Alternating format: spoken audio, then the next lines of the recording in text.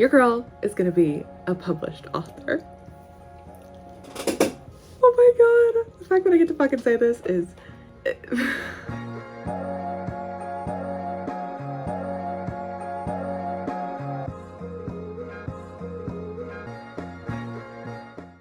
I've been holding on to this news for 4 months, almost exactly 4 months. I even bought a shirt for this occasion because Cruel Summer is going to be a published book in June of 2025 under its actual title that I have kept secret from you guys.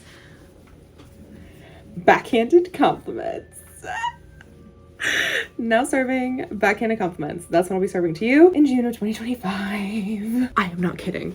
I sold my novel, the artist formerly known as Cruel Summer, my tennis soulmates romance book, to Atria at Simon Schuster in a significant deal at auction.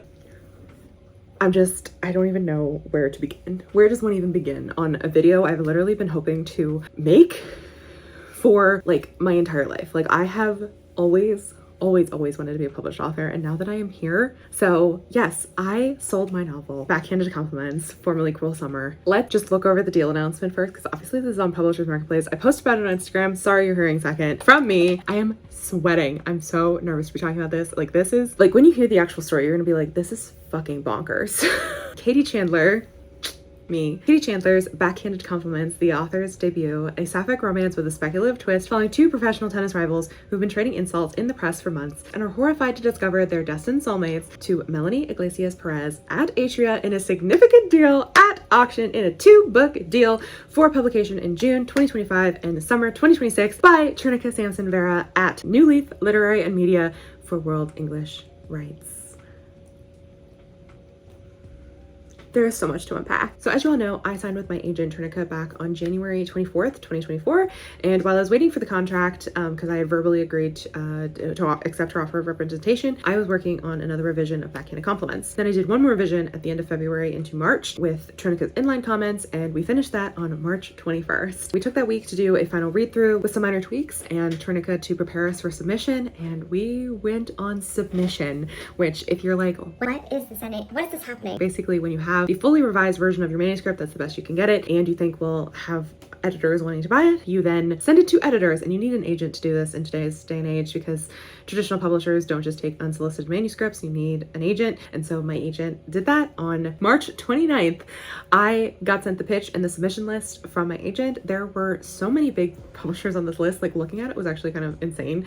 Like, the publishing houses that were included who potentially would want my book, and 5 of them on March 29th already wanted to read my full manuscript. They'd already requested, because my agent, being the amazing agent that they are, was already giving teasers on calls that they were having with said agents and being like, hey, this is a book that will be ready for you in submission in April. There's also, we were waiting basically after March 29th for the rest of the confirmed people who were like, yeah, we want this for sure, and then we would send the full manuscript out to everyone who wanted it. So on April 11th at 11:42 a.m., Backhanded Compliments officially hit submission. And I'm telling you the times because they're going to be important. So April 11th was a Thursday, and on Friday, April 12th, 6:29 p.m., I got an email from Trinica. This part, if you do not understand how slow publishing is and how long people can sometimes lavish on submission, like how many rounds of submission you have to go through, how long it takes for people to actually read and want and take the book to acquisition, second reads, which we'll talk about in a minute. If you're like, what the fuck is that? I'll explain. It takes so long for this stuff to happen. I was preparing myself. I was getting ready to jump into work on something else, because I was like, I am going to be sitting here just thinking about how Backhanded Compliments is doing on submission for like months probably. But now on April 12th, a Friday at 6:29, I got the email that an editor was already interested, that they had already read through the entire book and was taking this book to get second reads. I was on submission for 30 hours. Like, from 11:42 to 6:29, Thursday 11:42 a.m., Friday 6:29. That's how long I was on submission.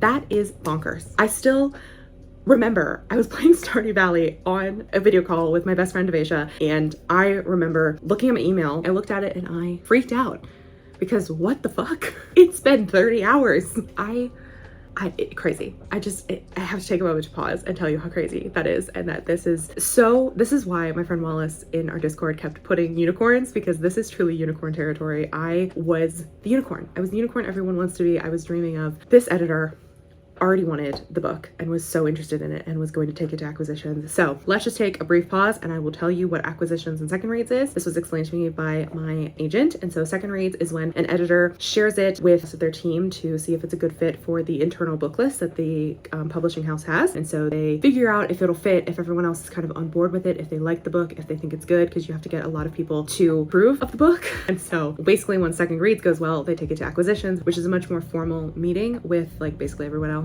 in the publishing house, marketing, sales, finance, publicity, and editorial, and they decide whether an offer should be made and how much money basically they're going to offer, I believe. By April 16th, so the next Tuesday, we had 2 more editors sending the book to second reads. At this point, I am feeling so hopeful. Like I am unbelievably, like I just don't know how to feel, because this is beginning to feel so real, but there's still a humongous chance that they're not going to offer for the book, because there are so many people involved in publishing, so many hurdles to face. Like we had other editors that took the book to second reads, took the book to acquisitions and didn't make it through, and we had 3 editors who wanted the book and took it to acquisitions and got it through and basically could offer on the book. And we're going to go through all of that. But by April 17th, we had recalls scheduled for 3 different editors. On April 17th at 1:30, one of the editors from the previous day, so there was the one from Fridays, which we'll call editor A, we had editor B, which was on April 16th, we had editor B. So editor B, which we'll talk about, had already taken the book through acquisitions and they were approved to offer. They literally already had taken the book and they were like, yeah, we pretty much want to acquire this. So I was basically almost guaranteed a book deal at this point by April 17th, but we are not done. So editor A was still sending the book through acquisitions, and they were still looking to get that final approval from their boss. And so we set up 2 editor calls. We set up a call with editor A and a call with editor B. And so editor calls, if you're like, I have to meet the editor. I have to, they have to vibe check me. It's really just like, do we vibe as people? Do we vibe as business partners? Will this work? Do they understand my novel? Do the visions align? Like, what is their vision for the book? Where do they see it falling on the shelf? And where would they like market it and stuff? And obviously like marketing changes over time, of course, but like having a vision of that and having an understanding of where they kind of see what they want with the book was really going to be helpful. This was so nerve-wracking, but it was so exciting, just to like pause to talk not as much about what's like actually physically happening. I was kind of realizing that I was living my dream. This is what I wanted. They were so interested in the book. These were big publishers. I was like, this is not only my chance, but this is a call where I get to talk about my favorite thing, which is backhanded compliments. This is my book. I get to talk about future books. I get to talk about what my workflow is like, and I get to learn what it would be like to be an author for this publishing house. That is just like, I've dreamed of this. I've dreamed of what I would say, and I had a great time on the calls. I think they were so informative. They were so good. It was really, and it's kind of like when I was getting my agent, they're trying to sell themselves, but they're also, showing who they are and how they will help you achieve your dream and how they will help you, publish your book and make money. Because at the end of the day, publishing is a business, and like this is a dream, but this is my job now. Like this was my job before. I've always said I'm a full-time writer because I am, and I am been incredibly lucky and privileged to be able to live at home. My parents support my dream of mine, and they, give me the ability to write my books and to pursue this dream. And now I am gainfully employed. I am literally getting money to write books, and I can't undersell how amazing that was. And so to have these literal business meetings like about the thing that I cared the most about was so incredible. And then of course I also have my agent in my corner. So my agent was at every meeting, obviously, and they would call me after every meeting. And so we would chat, we would have like a long conversation about stuff, about what we thought about the edits that were proposed, how we vibed, how we thought about the future of our careers. Our careers are together, they are my agent, and they're going to be the ones who are brokering deals for me, and they're the ones who are going to be, going back and forth with it. And like, I do feel like we'll get more into this later, but Trinica was super, super, super helpful in helping me parse out my feelings and understanding what I wanted, and being someone I could bounce ideas off of from someone who actually knows what it's like to be in the business and to be someone's agent, like be an author's agent. And like they handled all of this so amazingly and brilliantly, and I just like literally can't express how much I love my agent. We fucking killed it. So then on, I think it was April 17th, then we also had editor C confirmed that they wanted a call. And we decided that, these were kind of, our final day was going to be April 24th. And because we have multiple offers from multiple publishing houses, we went to auction. Auction was insane, but like, it was insane in the fact that like, I was just looking at a spreadsheet all day. Like this was like, it's not actually like you get on the phone and like listen to people like chitter chatter about it. Like this is all through email. And basically the editors would get to fight over me and they would send in their offers in order to convince me to choose them to publish my novel so we would make money. That's basically what an auction is when you have multiple people offering, and so they give you their best thing. We'll talk about the auction in a minute. But so yeah, I believe it was on Friday the 19th of April. We got the confirmation that we would have one more call with editor C on the next Monday, and then on the Wednesday we would have our auction. And editor C brought not just themselves, editor C, their assistant, they also brought their marketing and publicist team, basically. So the head of marketing and the head of publicity and the people who would want to be working on my book with me. And they also discussed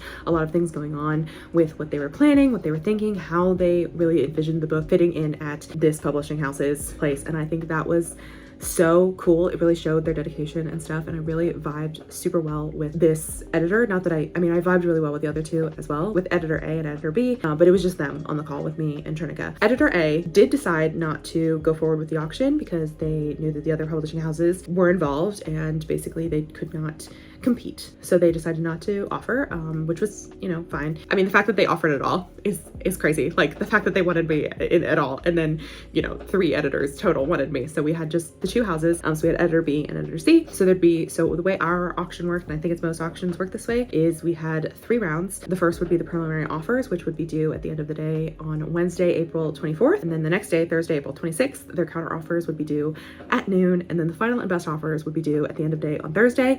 And then I would have Friday and the weekend to decide who I wanted to be my publishing partner with Backhanded Compliments. And because I have already told you, I ended up picking editor C, which was Atria at Simon and Schuster, and they were the ones who brought all the extra people. They also sent on their final deal memo, they sent a bunch of people who had read the book and they sent their thoughts on it and how much they loved it and how much they enjoyed the story and how much they loved Jules and Luca, which is really just what I wanted. Like I want someone who will love the book as much as I do and who will, care for the book as I do. And I remember before I opened the spreadsheet to see the final offer on the Thursday, I saw that it was being updated. And so, because I got a little notification that Trinica was in there moving stuff around and fixing it and, putting in the new numbers, because we had some incredible starting offers, incredible middle deals, and incredible last offers. And basically we got everything that we wanted. And so I know everyone's going to be thinking about the money. And so I saw that we were updating for the third and final bid. I, didn't know yet what they were going to be. I just knew what the other 2 were. And I remember taking a breath before I opened it because I was like, once I open this and I see it, I don't know what I'm going to hope. I was like, what do I hope I will see when I open this document? What do I want to see there? Who am I hoping has the better offer? And right before I opened it, much like when you flip a coin and you're between 2 things, you flip a coin and as it's twisting in the air, you know what you want. I knew Atria was the one that I wanted to have the better deal. And as I opened it, they did. They had put in a higher amount of money. They basically said that they would do anything, anything I wanted, kind of any changes to like pay schedule and stuff like that they would do, because they did not want to lose this book to something like that. They were not going to hang on to things simply because if that meant that they weren't going to win the deal, and that was kind of told me that they were the correct ones for me. Plus I just knew in my heart that they were mine. And so, my agent called me, we talked about it. I was speechless. I was literally on the phone with my friends and I just could not speak. I was looking at it at this spreadsheet and I saw when their final offer went in and I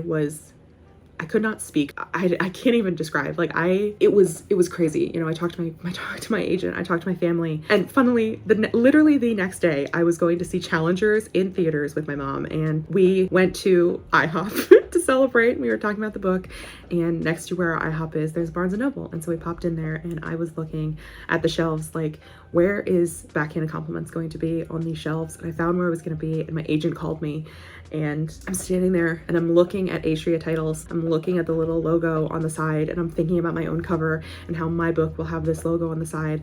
And my agent was like, so who are you picking? And I was like, I'm going with Atria. I was like, they are the ones for me. They are my publishing choice. And yeah, they are publishing Backhanded Compliments in June of 2025. And I'm so grateful, I think, is just the whirlwind amount of crazy that this has been is crazy. Like it's been a whirlwind, and the fact that I've had to keep this a secret for so long has been killing me, and I had to like refresh my like mind on the timeline of how everything happened. Like I have seen cover sketches. Like, you guys are not ready for the cover of Backhanded Compliments. You are not ready for my girlies. Backhanded Compliments, I mean, it started out as Cruel Summer. I wrote it because I was in such a not great place with my writing. I looked at the book that I was writing. I was writing a witch book at the time, and I looked at it and I was like, I'm just not having fun. It's just stale. It's not good. I am losing my passion, and started writing this book at 4 o'clock in the morning, just delirious watching a tennis match and putting my two favorite things together, which was tennis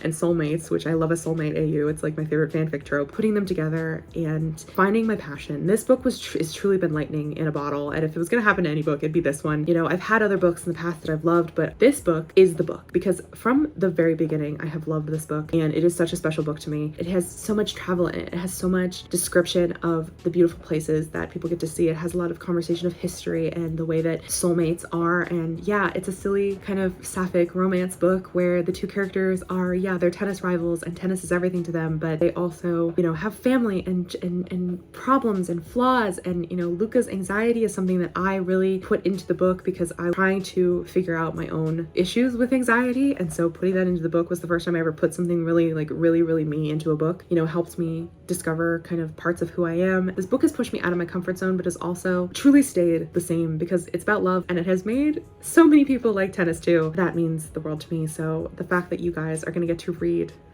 Backhanded Compliments, you can hold it in your hands. It will be on my fucking shelves. I'm a writer, but I cannot fully comprehend this yet. And like, I'm so happy to be sharing it with you guys because this has been a journey. I started this YouTube channel over 4 years ago because I was lonely and I was missing all of my friends from college, and I wanted something to do with my time during the summer before I went back for my senior year. And I have grown this channel, and I've met so many friends. I've met so many of you guys, and we have shared our journeys. And the fact that I get to share this part of my journey with you guys, and with a book that I have loved wholeheartedly for the entirety of its life, and now it'll be in your hands in June of 2025, just means everything to me. I don't know how to explain how happy I am and how excited I am, how much I hope you guys love this book. I just like don't know how to emote it even. Like, I'm so happy I don't even know how to emote. I've like lost my ability to emote. But yeah, that is kind of the really long but also, you know, shortened version of how all of this happened.